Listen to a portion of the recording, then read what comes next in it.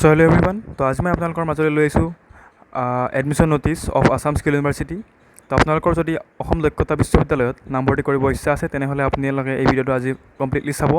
চ' ইতিমধ্যে আমাৰ মাজত এই ন'টিফিকেশ্যন আহি পৰিছে যে অসম দক্ষতা বিশ্ববিদ্যালয়ৰ পাঠ্যক্ৰমসমূহ লং টাৰ্ম কৰ্চেছবিলাক 2026 to 2027 ছেশ্যনৰ যিবিলাক লং টাৰ্ম কৰ্চ সেইবিলাক ইতিমধ্যে আমাৰ তাৰ ন'টিফিকেশ্যন আহি পৰিছে।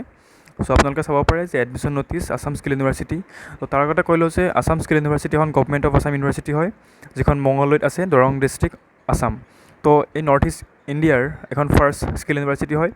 তো এখন this skill university mainly focuses on practical components rather than theory components. তো ব'লা আমি চাওঁ। এইখন ন'টিছ লং টাৰ্ম কৰ্চৰ কাৰণে পাব্লিছ হৈছে। তো শ্বৰ্ট টাৰ্ম কৰ্চৰ কাৰণে এখন ওলাইছিলে, সেইখনো মই আপোনালোকক দেখাই দিম। চ' ইয়াতে লিখা আছে Assam skill university is a state government university establish by government of Assam. তো চাব পাৰে the university focuses on practical learning, innovation and entrepreneurship and strong industry linkage. তো ইয়াতে এডমিশ্যন ল'লে তোমালোকে কি হয় ষ্ট্ৰং ইণ্ডাষ্ট্ৰি এক্সপ'জাৰ পাবা, যিটো নৰ্মেল ইউনিভাৰ্চিটি বা কলেজবিলাকত আপোনালোকে নাপায়। আমাৰ এই ইউনিভাৰ্চিটিখন বহুত মেইনলি ফ'কাছেছ অন স্কিল। তো ব'লা আমি ইয়াত আমাৰ এই ছেশ্যনটোৰ 2026 to 2027 ছেশ্যনৰ বাবে কোন কোন ডিপাৰ্টমেণ্ট আমাৰ এই ইউনিভাৰ্চিটিত আছে বা ক'ত ক'ত আপোনালোকে এডমিশ্যন ল'ব পাৰিব চাওঁ। এতিয়া চাব পাৰে ডিপাৰ্টমেণ্ট ইনফৰমেশ্যন টেকন'লজি। তো বিটেক ইন CSC, ইয়াৰে ইনফৰমেশ্যন টেকন'লজিৰ প্ৰগ্ৰেমবিলাক হৈছে BTech in cyber computer science and engineering with honours in artificial intelligence and machine learning.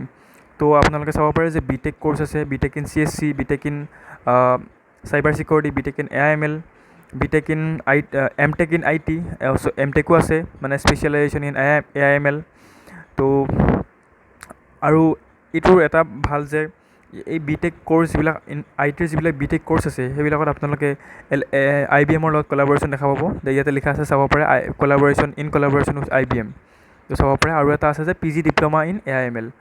তো বিটেক কোৰ্চৰ বাবে যদি আপোনালোকে 12 পাছ কৰিছে তেনেহ'লে আপোনালোক এলিজিবল হয়, আৰু এমটেকৰ বাবে যদি আপোনালোকে বিটেক পাছ কৰিছে তেনেহ'লে আপোনালোকে এমটেকৰ কাৰণে এলিজিবল হয়।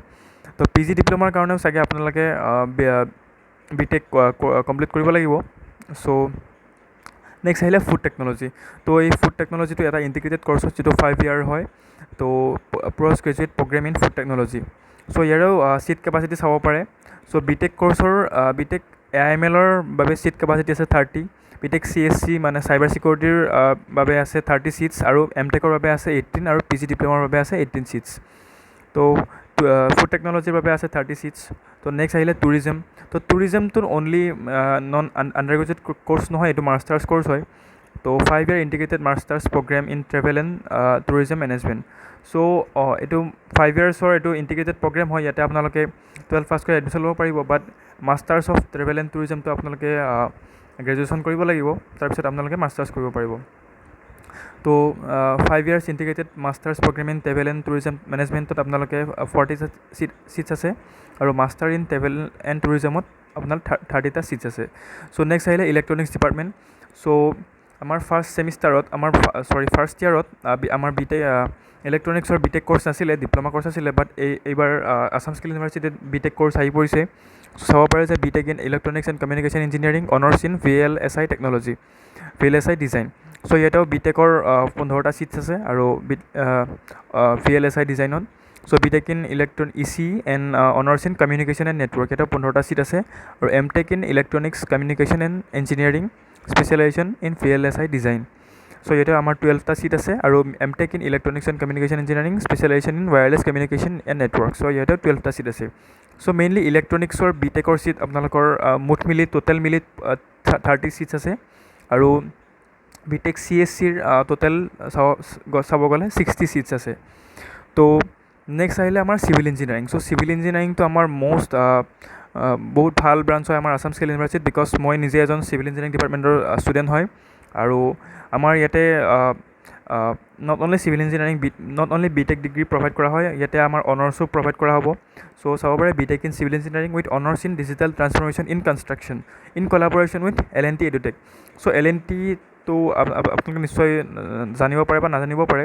L&T মানে চিভিল ইঞ্জিনিয়াৰিঙৰ একদম সৰ্ববৃহৎ কোম্পানী বুলি ক'ব পাৰি, লেছৰেন এণ্ড টাৰ্বো। চ' ইয়াৰ বি টেকৰ চিভিল ইঞ্জিনিয়াৰিঙৰ আপোনালোকৰ ছিট চাব পাৰে 30 ছিটছ আছে। তো নেক্সট আহিলে M tech in civil engineering. So' M টেকটো এইবছৰৰ পৰা লঞ্চ হৈছে 2026 পৰা। চ' ইয়াতে আপোনালোকৰ 18টা ছিটছ আছে। So' specialisation construction technology and management. তো নেক্সট আহিলে P G diploma in construction technology and management. So' ইয়াতেও 18টা ছিটছ আছে। চ' পি জি ডিপ্ল'মা আপোনালোকে কৰিব পাৰে কেতিয়া, আই গেছ বি টেক কৰাৰ পিছত B tech in civil engineering আপোনালোকে কৰিব লাগিব ফাৰ্ষ্ট, তাৰপিছত আপোনালোকে পি জি ডিপ্ল'মা কৰিব পাৰিব। চ' নেক্সট আহিলে ইলেক্ট্ৰিকেল ইঞ্জিনিয়াৰিং। চ' ইলেক্ট্ৰিকেল ইঞ্জিনিয়াৰিঙত আপোনালোকৰ বি টেক ক'ৰ্চ নাই, ডিপ্ল'মা ক'ৰ্চ আছে, diploma in electrical engineering and electric vehicle technology. So' ইয়াতে আপোনালোকে ই ভি টেকন'লজিৰ ওপৰতো ডিপ্ল'মা ক'ৰ্চ আপোনালোকে পাব, য'ত টোটেল 30 ছিটছ আছে। চ' নেক্সট আহিলে মেকানিকেল ইঞ্জিনিয়াৰিং। চ' মেকানিকেলৰ কোনো বি টেক ব্ৰাঞ্চ নাই, ইয়াতে ইণ্টিগ্ৰেটেড বি টেক ব্ৰাঞ্চ আছে, যিটো আপুনি ক্লাছ 10 পাছ কৰি আপোনালোকে ইয়াতে এডমিশ্যন ল'ব পাৰে। মানে B tech in integrated B tech in mechanical engineering specialisation in CAD and CAM in collaboration with L&T edutech. So' এই ক'ৰ্চটোত আপোনালোকে ক্লাছ 10 পাছ কৰি আহিব পাৰে। ইয়াৰ বাবে কোনো এণ্ট্ৰেঞ্চো দিব নালাগে, জাষ্ট আপুনি ক্লাছ 10ৰ মাৰ্কশ্বিটেৰে এপ্লাই কৰিলে আপোনালোকে যদি ভাল পাৰ্চেণ্টেজ পাই যাব। চ' নেক্সট আহিলে এপ্লাইড মেনেজমেণ্ট। তো ইয়াতে B B A logistic management. So' B B A ক'ৰ্চো যোৱাবাৰ নাছিলে, এবাৰ আহি গ'ল। চ' বি বি এত আপোনালোকে 12 পাছ কৰি ল'ব পাৰিব। Then M B A. So' M B এটো আগৰ পৰাই আছিলে, মানে লাষ্ট ইয়েৰৰ পৰা আছিলে, dual specialisation in human resource marketing and ফাইনেন্সৰ single specialisation in logistic and supply chain management. So' এইবিলাকে হয় আপোনালোকে চালে যে কি কি ক'ৰ্চ আছিলে। তো নেক্সট চাব পাৰে যে ইয়াতে ৰিজাৰ্ভেশ্যনো আছে, যে ST SC EWS জেনেৰেল এইবিলাকৰ কাৰণে গভৰ্ণমেণ্ট অফ আছামৰ ফালৰ পৰা যিখন নৰ্মছ আছে, সেই নৰ্মছ অনুসৰি আপোনালোকৰ ইয়াতে ৰিজাৰ্ভেশ্যন পাব। So' entrance test will be held on 14/6/2026। So' 14 তাৰিখ চ' 14 জুনত আপোনালোকৰ আমাৰ বি বি এ আৰু 5 year integrated post graduation program in food technology, travel tourism এইবিলাকৰ কাৰণে আপোনালোকৰ কি হ'ব, 2 year post graduate programme in travel and tourism, M tech MBA এইবিলাকৰ কাৰণে আপোনালোকৰ এণ্ট্ৰেঞ্চ এটা পতা হ'ব। চ' এণ্ট্ৰেঞ্চটোৰ বেচিছত মেক্সিমাম ছিট আমাৰ ইয়াতে এলট কৰা হয়, ৰাদাৰ দেন আদাৰ এণ্ট্ৰেঞ্চ এক্সামিনেশ্যন। চ' 14 জুনত 14 জুন 2026 চনত আমাৰ এই এণ্ট্ৰেঞ্চ টেষ্টটো পতা হ'ব। তো তাৰ আগতে আপোনালোকে ইউনিভাৰ্চিটি ৱেবছাইটত যাই কিনে ৰেজিষ্ট্ৰেশ্যনটো কৰিব লাগিব, তেতিয়াহ'লে আপোনালোকৰ এডমিট কাৰ্ড আহিব আৰু আপোনালোকে এক্সামত বহিব পাৰিব। তো যিবিলাক আমাৰ ক'ৰ্চ আছে, ছাপ'জ কি হয় B tech course, mainly B tech ক'ৰ্চৰ কাৰণে আপোনালোকৰ CEE আৰু JEE স্ক'ৰটোৰেও আপোনালোকৰ ইয়াতে এডমিশ্যন দিয়া হয়। চ' যোৱাবাৰ 30 ছিটছ আছিলে বি টেকত, তো তাৰে 20 ছিটছ আমাৰ ইউনিভাৰ্চিটি এণ্ট্ৰেঞ্চৰ দ্বাৰা দিয়া হৈছিলে, আৰু ৰিমেইনিং 10 ছিটছ CEE আৰু JEE দ্বাৰা দিয়া হৈছিলে। চ' আপোনালোকে CEE আৰু JEE থ্ৰুৰে আহিব পাৰে যদি আপোনালোকে এণ্ট্ৰেঞ্চ টেষ্টটো দিব বিচৰা নাই। আৰু যদি আপোনালোকৰ এডমিশ্যন ল'ব ইচ্ছা আছে, তো মই আপোনালোকক ছাজেষ্ট কৰিম যে আপোনালোকে এণ্ট্ৰেঞ্চ টেষ্টটো দিব। আৰু যদি আপোনালোকৰ CEE পাৰ্চেণ্টেজ বা JEE পাৰ্চেণ্টেজ ভাল, বাট ষ্টিল আপোনালোকে এই টেষ্টটো দিব, বিকজ এই এণ্ট্ৰেঞ্চ টেষ্টটোৰে আপোনালোকে আপোনাৰ মন পচন্দৰ ব্ৰাঞ্চটো ল'ব পাৰে। তো ময়ো ইউনিভাৰ্চিটি এণ্ট্ৰেঞ্চ টেষ্ট দি কিনে ইয়াতে আহিছিলোঁ। তো নেক্সট আহিলে so' entrance examination will be held at the following centre. So' চাব পাৰে যে আছাম স্কিল ইউনিভাৰ্চিটি কেম্পাছ মঙলদৈতো আমাৰ এই এক্সামিনেশ্যনটো হ'ব 14 জুনত। গুৱাহাটীত হ'ব, মঙলদৈত আছে চেণ্টাৰ, গুৱাহাটীত, শিলচৰ, বঙাইগাঁও আৰু ডিব্ৰুগড়। চ' এইবিলাক চেণ্টাৰত আপোনালোকৰ আমাৰ এই এক্সামটো হ'ব। So' admission into diploma programmes will be held as per government of Assam norms. So' diploma কৰ্চৰবিলাকৰ জাষ্ট কোনো এণ্ট্ৰেঞ্চ নহয়, জাষ্ট তেওঁলোকৰ ক্লাছ 10ৰ পাৰ্চেণ্টেজ ভাল থাকিলে তোমালোকে এডমিশ্যন ল'ব পাৰিবা। So' last date of submission of online admission 31st May'. So' May' 31st আপোনালোকৰ কি হ'ব, অনলাইন ছাবমিশ্যন কৰিব লাগিব। এণ্ট্ৰেঞ্চ এক্সামৰ কাৰণে আপোনালোকে অনলাইন ছাবমিট কৰিব লাগিব আপোনাৰ ডিটেইলছ ৱেবছাইটত যাই কিনে। চ' ইয়াতে লিখা আছে যে interested students candidates are requested to visit www.asc.ac.in and refer to detail notification available under admission section. So' আপোনালোকে এই ৱেবছাইটত যাই ভিজিট কৰিব পাৰে, তাতে আপোনালোকে অলপ ভিজিট কৰিলে পাই যাব। তো নেক্সট এইটো হৈছে আমাৰ এইটো ভিডিঅ' লং টাৰ্ম ক'ৰ্চৰ ওপৰত আছিলে। চ' নেক্সট আৰু বহুতো ক'ৰ্চ আছাম স্কিল ইউনিভাৰ্চিটিত লঞ্চ হৈছে, চ' চাব পাৰে। এইটো আমাৰ এইটো চাৰ্টিফিকেট ক'ৰ্চ আছিলে, এইটো চাৰ্টিফিকেট ক'ৰ্চৰ এখন নটিফিকেশ্যন হয়। চ' এইখনো এখন চাৰ্টিফিকেট ক'ৰ্চৰ নটিফিকেশ্যন হয়, চাব পাৰে। চ' নেক্সট আহিলে এখন আমাৰ শ্বৰ্ট টাৰ্ম ক'ৰ্চৰ বাবে।